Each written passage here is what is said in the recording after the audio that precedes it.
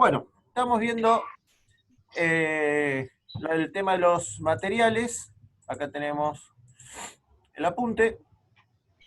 Vamos a seguir con el tema de de las características. Ahora vamos a ver las propiedades que tienen los materiales. Vamos a ver lo que dice el apunte. Dependiendo de la aplicación necesaria que el material a utilizar tenga de diversas características, por lo que es necesario conocer las propiedades y vamos a ver que hay varias en las cuales le vamos a dar el título a las primeras: sensoriales, ópticas, térmicas, magnéticas, químicas y mecánicas. Bien, con el tema de las propiedades sensoriales, son aquellas que están relacionadas con la impresión que causa el material o cualquier de los materiales en nuestros sentidos. Son propiedades sensoriales: el color, el brillo, el olor y la textura. Dice que, por ejemplo, un ejemplo sería a la hora de comprar, por ejemplo, algunas prendas de vestir, se eligen por el tacto, donde es mejor llevar alguna prenda de algodón, que es más agradable al tacto que otros tipos de materiales sintéticos. Bien, muchas veces nosotros cuando tenemos que hacer, vamos a poner un ejemplo, un mueble, vamos a ver si nos combinan con el color de la pared, qué color le vamos a dar.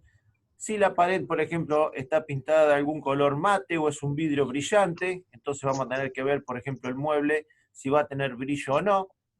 Si tenemos que elegir algún material por el olor, que sea más o menos agradable. Y también puede ser la textura. La textura es la rugosidad o que esté liso el mueble o el elemento que nosotros queramos terminar. Todas aquellas propiedades que a nosotros nos van a relacionar con los sentidos. Fíjense que el color está relacionado con la vista, el brillo también, el olor con el olfato y la textura con la mano, que nosotros podemos sentir la rugosidad o no de esas propiedades. Muchas veces ahí da el ejemplo de llevar alguna prenda de algodón. Si tenemos que comprar por ahí alguna remera, vamos a ver que las remeras de algodón, que son, por lo que se dice que son de mejor calidad, que las sintéticas, que ya habíamos visto, las propiedades de los materiales, la característica, son esas sintéticas que por ahí o son medias calurosas o no son de buena calidad. Por eso que una de las propiedades sensoriales que nosotros podemos llegar a encontrar es una de las características de los materiales. Bien, otra de las propiedades son las ópticas, pero no relacionada con el anterior, sino la propiedad del material. Las propiedades ópticas son relacionadas con la interrelación entre el material y las radiaciones electromagnéticas en formas de ondas o partículas de energía, conocida como fotones. Resumiendo todo esto, es la propiedad que tiene el material, si es opaco, si es translúcido, el color, Sí. todas esas cosas. ¿Tá? Estas radiaciones pueden tener características entre nuestro espectro de luz visible o ser invisible al ojo humano. Bien, hay una característica óptica muy especial que tienen, por ejemplo, los plásticos o los vidrios, en la cual hay hay una característica, una propiedad importante, que es que un material sea transparente o translúcido. ¿Cuál es la diferencia? El material transparente, aparte de dejarme pasar las radiaciones electromagnéticas, como dice ahí la definición, en ondas de partículas de energía, conocida como fotones, me deja ver hacia el otro lado. Yo puedo ver qué hay del otro lado tranquilamente porque eso es un material transparente. Pero el material translúcido, los que me deja pasar son las partículas de energía de solamente la iluminación. No puedo ver yo qué hay del otro lado. ¿Tá? Entonces, esa es la diferencia entre translúcido y transparente. Muchos de los plásticos, por así dar un ejemplo, ¿han visto los tuppers? Que muchas veces la parte de abajo es transparente, me deja ver lo que hay adentro, Y la tapa hay veces que es translúcida. Puedo ver si está lleno por la mitad o no. Entonces, esas son las dos diferencias entre translúcido y transparente que justo tiene el plástico o tiene el vidrio. Bien. Profe, ¿Sí? un ejemplo puede ser también, viste que hay algunos baños que en la parte de la bañera, en vez de tener alguna cortina, tienen como un plástico. Las mamparas que te dividen la parte de donde uno se baña de donde se lava las manos. Sí. Claro, muchas veces esas Ah, mamparas, no, no, no, eso no. ¿Viste bueno, la ducha que algunas tienen como una cortina? claro, Bueno, en vez de eso hay como un plástico que lo moves y... bueno, ese tipo de plástico, de materiales, esas cortinas son translúcidas porque te dejan ver del otro lado, por ejemplo, la persona que se está bañando, si está, vamos a mirarlo así de frente, si está del lado izquierdo o si está del lado derecho. No te deja ver si se está bañando o está por entrar a la ducha, bueno, pobre, no, si está en paños menores encima. Este, pero eso es un material translúcido, por eso yo te decía de las mamparas de baño, que por ahí las mamparas muchas veces una la compra perdón, sí, transparente, o sea que se pueden ver para el otro lado, y le hacen rotular todos unos dibujos, o por ahí le ponen el esmerilado, donde ahí se transforma en translúcida, ya no es más transparente. ¿Tá? Pero eso me refería más o menos a las mamparas de vidrio directamente. Pero lo que vos decís con la cortina del baño está bien. ¿Está? Bien, seguimos acá por el apuntecito. Bien, otra de las propiedades que yo me puedo encontrar son las propiedades térmicas que tienen los materiales. ¿Alguien por ahí está recibiendo algún mensajecito que se escucha No, como un celular? no. Bien, propiedades térmicas de los materiales. Las propiedades térmicas de un material son conductividad térmica, fusibilidad, soldabilidad y la dilatación. La conductividad térmica es una propiedad de los materiales en transmitir el calor. La fusibilidad es la facilidad con que un material puede fundirse y pasar a un estado líquido. La soldabilidad, vamos a ver qué es las propiedades que tienen los materiales en poder ser soldados. Y la dilatación, que también es muy importante, son propiedades que tienen los materiales en poder estirarse y contraerse con la temperatura. Vamos a ir de a poco con cada una de estas propiedades que son muy importantes. Bien, la conductividad térmica. Estas son propiedades que tienen los materiales que en algunos casos son utilizados en muchos casos son utilizados y son tenidas en cuenta. ¿Para qué? Si yo por ejemplo, tengo una plaqueta de electrónica en la cual tengo un componente que calienta, lo que yo estoy obligado a colocarle es un disipador. Esperen que voy a conectar. Se me estaba quedando sin batería la compu. Ahí está. Lo que voy a conectar, lo que voy a colocar en ese transistor para la conducción térmica son disipadores de calor en los cuales vienen hechos de aluminio, tienen una cierta característica en la cual tienen una conductividad térmica muy buena para que el transistor que se está calentando pueda transmitir ese calor al disipador y el disipador emana temperatura o se puede enfriar para que el transistor no se queme.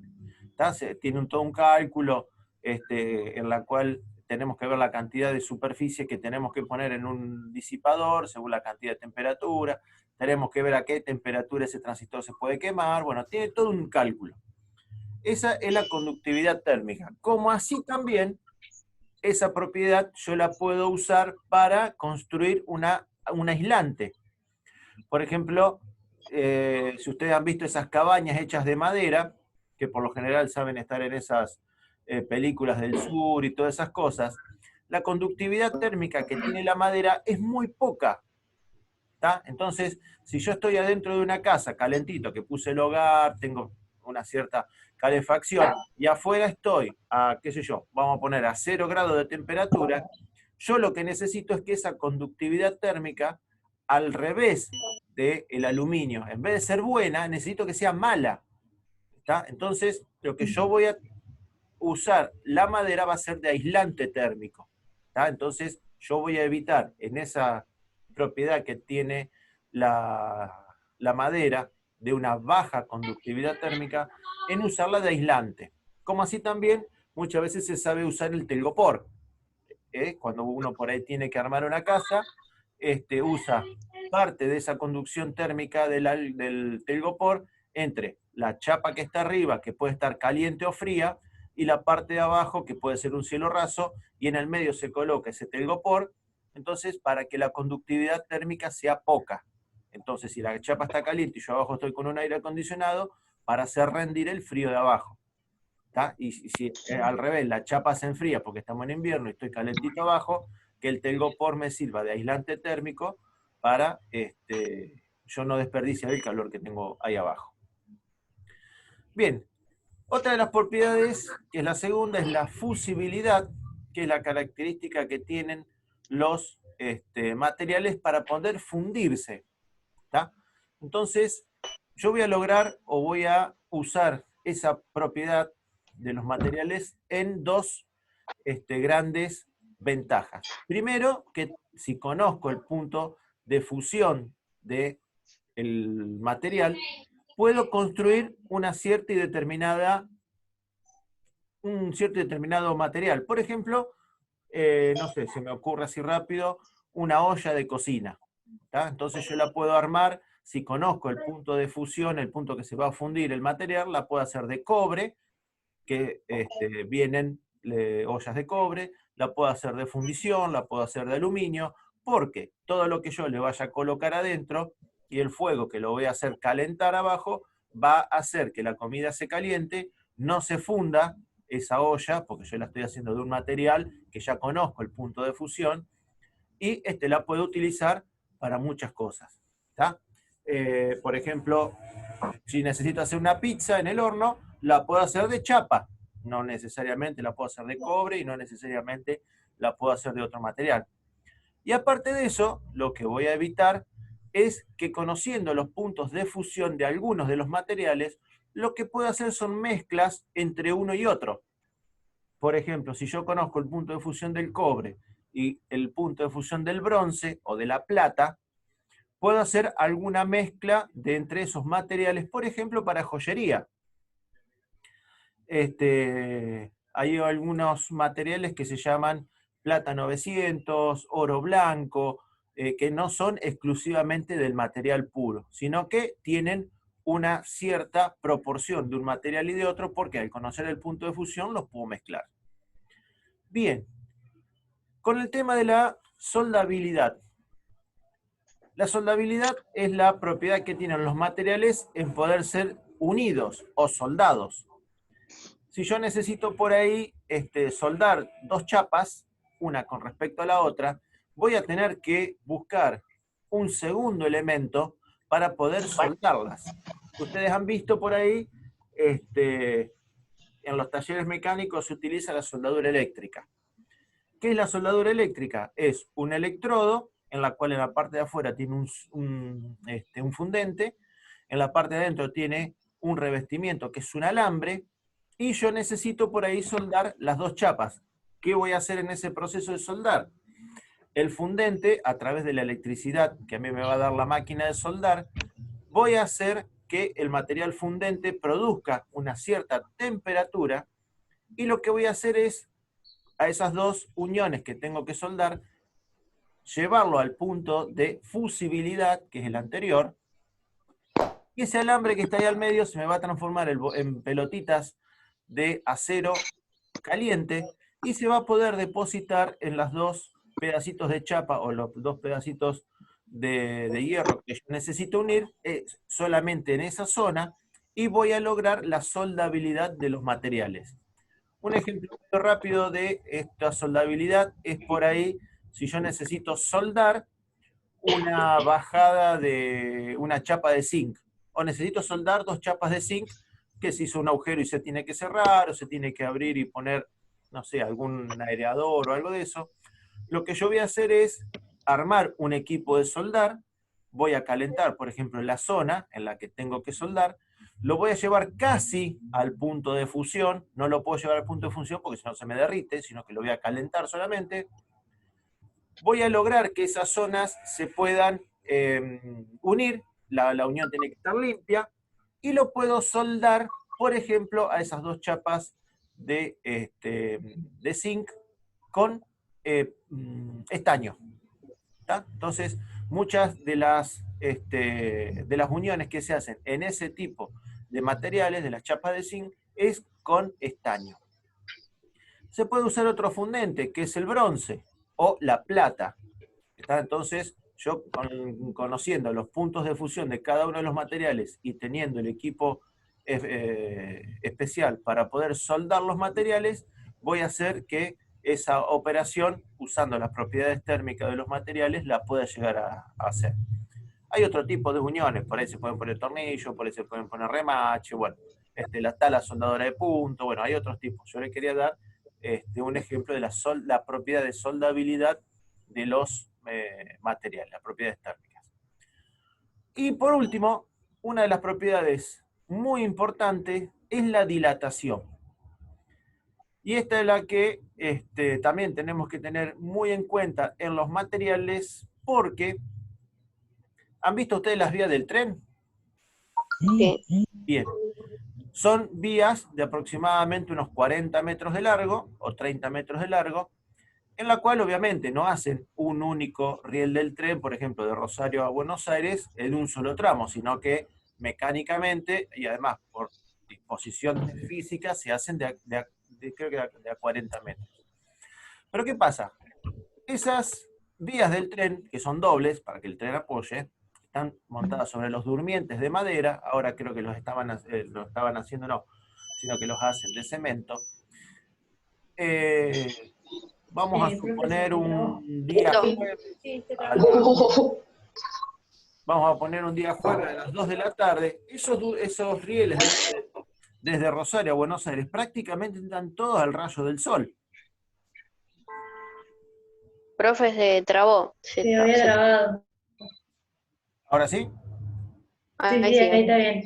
Sí, acá me saltó un cartelito que tenía inestable. Ayer se me cortó internet 4 o 5 veces, así que no se Sí, estresa. hoy en la mañana no me hubo, no tenía tan bien el internet, pero ahí ahora tengo bien. Sí, lo que voy a tener que hacer es, en vez de Wi-Fi, conectarlo al cable. Tengo el módem acá a 1,5 metros, voy a tener que buscar un cablecito, pero bueno, vamos a esperar que aguante ahí el tema del Wi-Fi. Bien, el tema de no sé hasta dónde había quedado, la dilatación. Sí, Bien. que madera sostenía, ¿no? Algo así. Sí, Bien, que estaba hablando el tema de la madera. Bien, con el tema de la dilatación es muy importante, creo que habíamos dado el ejemplo de las vías del tren que están sobre durmientes y los están haciendo sobre pilotes de cemento, en la cual, esperen que hay alguien que se quiere conectar, Ana Bongiovanni. Tienen como 2 o 3 solicitudes, debe ir de a poco, pobre. Bien.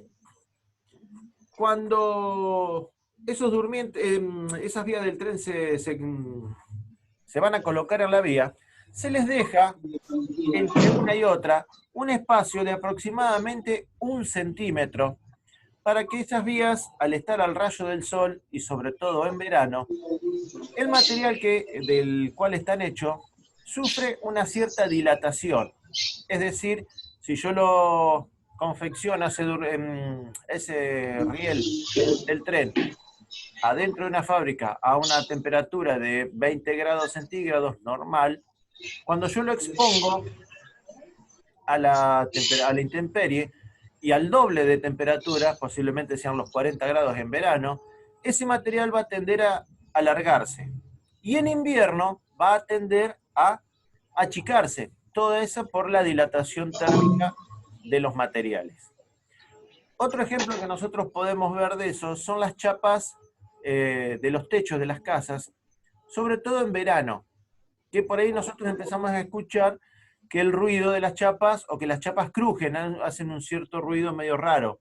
Y en algunos casos como que a veces explotan, hacen una explosión, unas pequeñas, un tum, medio así rápido. Eso es porque la chapa está puesta al rayo del sol, está expuesta a la temperatura, y en algunos de los casos, las chapas del medio por ahí no están sujetas al material, y las chapas de los costados por ahí sí, que se le dice la carga del techo. Entonces, nosotros sentimos que las chapas por ahí hacen un cierto ruido. ¿Y dónde nos vamos a dar cuenta a veces en verano? Cuando hay un día nublado, no nublado, sino que hay mucho sol, pero por ahí se nubla de golpe, donde la chapa está a una cierta temperatura, caliente, caliente, caliente, y cuando pasa una nube sobre el sol, la chapa se enfría o no sigue recibiendo la temperatura del sol, los rayos del sol. Entonces por ahí se escuchan que esas chapas hacen un pequeño ruido, una pequeña explosión. Y aparte de eso, el tema de la dilatación viene proporcionada con el tema de la absorción de calor. Y muchas veces esa absorción de calor viene dado con el color en la que están pintadas los materiales. Hay un ejemplo en el cual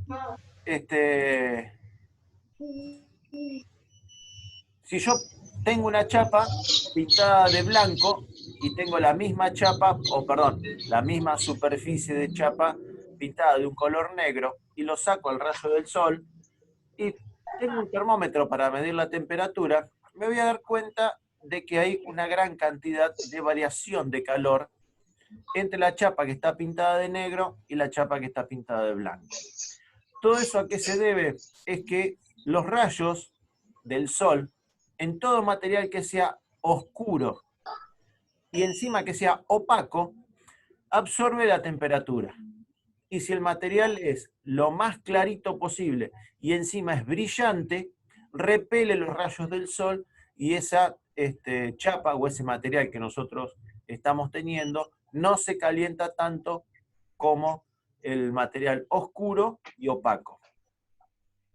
Anda circulando ahí a modo de ejemplo por internet un videíto en el cual esos días de calor en el norte argentino sacan una olla para hacer huevo frito, la dejan un ratito arriba del pavimento, el pavimento encima es negro, y al cabo de 4 o 5 minutos que toma temperatura la ollita esa, agarran un huevo, lo ponen, sin ponerle aceite, sin nada, lo ponen ahí, y al cabo de 3 minutos, 4 minutos, como que el huevo se va haciendo frito. Todo eso es que está tan caliente el cemento y está tan caliente esa fuentecita para hacer huevos fritos, que el experimento que hacen es tirar un huevo frito en la ollita esa y poder hacerlo frito.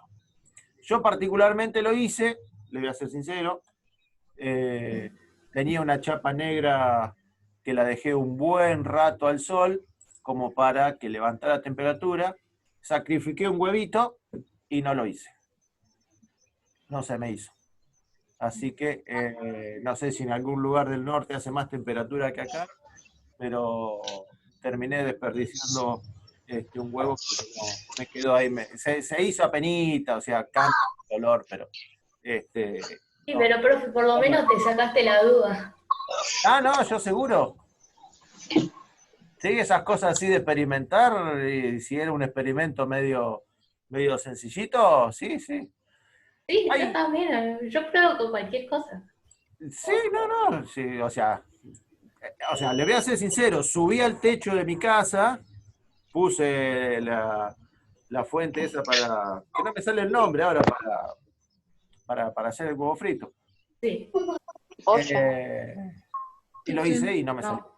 No, la olla, no, una sartén. Una sartén, exactamente. Una sartén playa ahí como para hacer papa frita y huevo frito, bueno. No me acuerdo si le puse 2 o 3 gotitas de aceite como para que no se pegara el huevo y El no. huevo frito. Y así mismo y todo, tengo un termómetro láser que supuestamente este, estaba, creo que a 60 grados, 55 grados, pero se ve que necesitaba más temperatura. Así mismo y todo, no se podía tocar la fuente esa. Pero bueno, no me salió.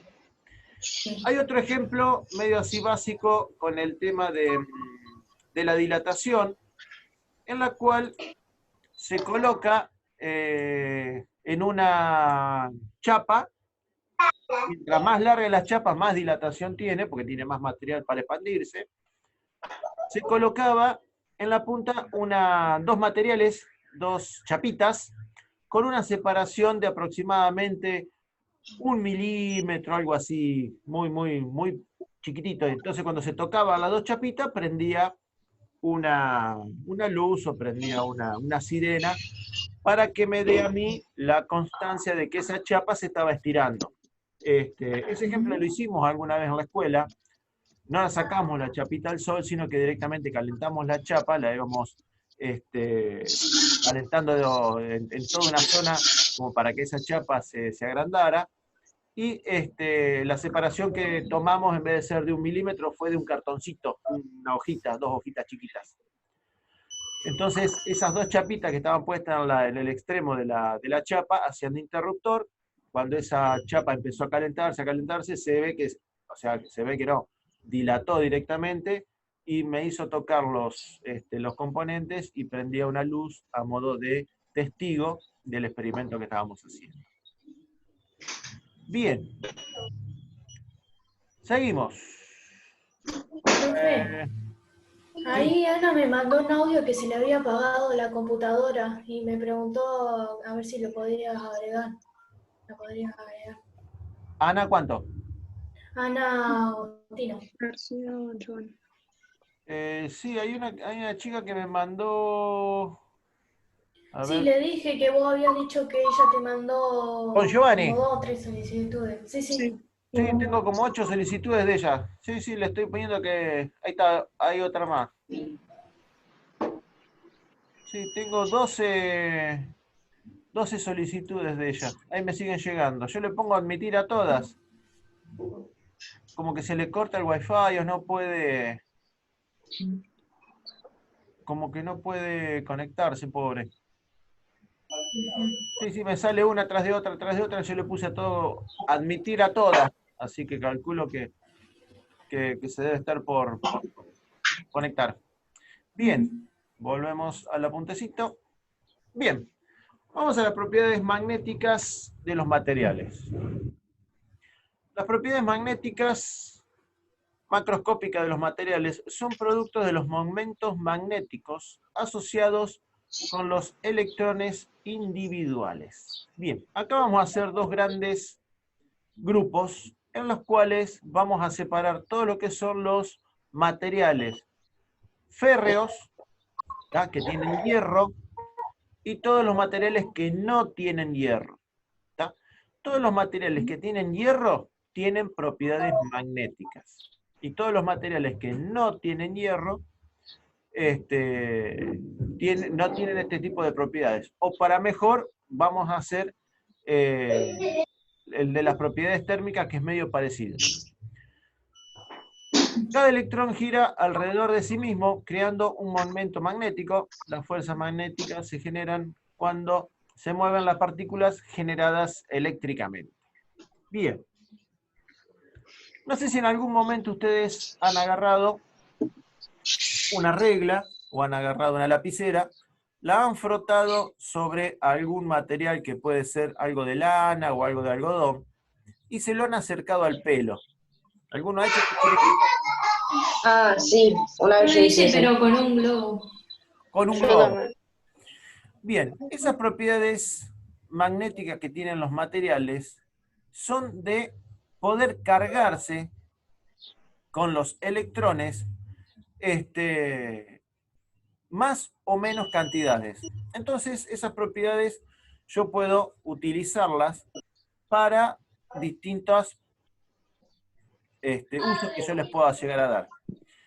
Por ejemplo, algo así rápido, si yo en un destornillador necesito colocar un tornillo muy adentro de un equipo, lo que puedo hacer es a la punta del destornillador darle propiedades magnéticas, así el tornillito se me queda pegado a la punta del destornillador, puedo acceder hasta donde tengo que colocarlo, y una vez que lo coloco, ya quedó haciendo fuerza ahí abajo, ya quedó puesto, puedo retirar el destornillador y pude lograr lo cometido, pude lograr lo que estaba haciendo.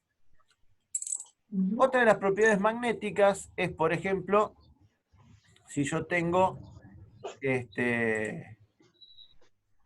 un círculo de hierro, le doy toda una vuelta con un arrollamiento de alambre de cobre, a ese alambre de cobre yo le puedo dar electricidad, y lo que estoy armando es un imán magnético. ¿Tá? Entonces, esas propiedades magnéticas yo las podría utilizar, por ejemplo, para levantar chatarra de un lugar y poder cargarlo en un camión, moverla de un lugar al otro, cargarla. Podés activar y desactivar el imán. Podés exactamente activar y desactivar el imán. Pero aparte, tiene otra propiedad. Vamos a suponer que el imán tiene dos puntas, ¿tá? Una izquierda y una derecha. Si yo a la izquierda le pongo el polo positivo y a la izquierda le pongo el polo negativo, lo que me está haciendo el imán es de atraerla a la chatarra. Entonces queda pegada al plato. Pero si yo a través de un comando o de una llave, yo le invierto la polaridad, quiere decir que a la parte izquierda ahora le voy a dar el positivo y a la parte derecha le voy a dar el negativo, lo que voy a hacer es que ese plato, en vez de juntarla a la chatarra, la repela, ¿tá? Y la tire. ¿Por qué pasa eso? Porque muchas veces ese plato magnético, de tantas veces que uno lo carga, queda cargado magnéticamente y no toda la chatarra por ahí yo la vuelco. Entonces lo que necesito es como expulsarla magnéticamente o eléctricamente. Entonces lo que hago es le invierto la polaridad y al plato, en vez de hacerlo que magnetice hacia arriba, que expulse para abajo los materiales. Vamos a ver otro tipo de esas propiedades magnéticas que nosotros los vamos a utilizar mucho en motores, ¿tá? En los motorcitos chiquititos que nosotros podemos llegar a conseguir. ¿Vieron cuando a usted le vibra el celular? Sí. Bien, lo que tiene adentro es un pequeño motor en el cual tiene un platito, y el platito está descentrado a propósito. ¿Está? ¿Para qué se lo descentra? Para que cuando vibre, que han recibido un mensaje o que han recibido una llamada perdida, a ustedes le vibre el celular. Entonces, lo que nosotros hacemos, o que el motor hace, es tener un bobinado con un ejecito, y al darle yo corriente al bobinado, le produzco un campo magnético al eje del motor para que pueda girar. Y volvemos por ahí a las propiedades del imán. Si por ahí el motor está construido para que yo, si lo conecto al positivo a la derecha y el negativo a la izquierda, gire en un sentido, si yo le invierto la polaridad al motor, el motor va a girar exactamente al revés. ¿Tá? Eso según la construcción. Hay algunos motores, como por ejemplo el ventilador de pie o el ventilador que nosotros tenemos en la casa, que si nosotros lo conectamos al derecho o al revés, el ventilador siempre tira aire para el mismo lado. Eso es como está construido el ventilador o la parte interna. ¿Tá? Bien. Después vamos a ver las propiedades químicas más adelante. Me queda un minutito de tarea. ¿Alguna pregunta hasta ahora? No. Bueno, yo les subo en un ratito, en el transcurso del día, la conversación de hoy, sobre todo a esta pobre chica que anduvo por ahí pidiéndome solicitudes de adhesión a la clase y no se pudo conectar. Y les voy a dejar algún trabajito para la semana que viene, o por ahí dar 10 días más para empezar a hacerlo.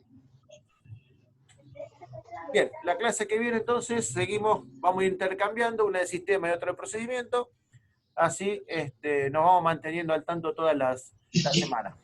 ¿Estamos? Ok. Bueno. El martes que viene nos vemos. Cuídense. Bueno, Hasta luego. chao. Chao.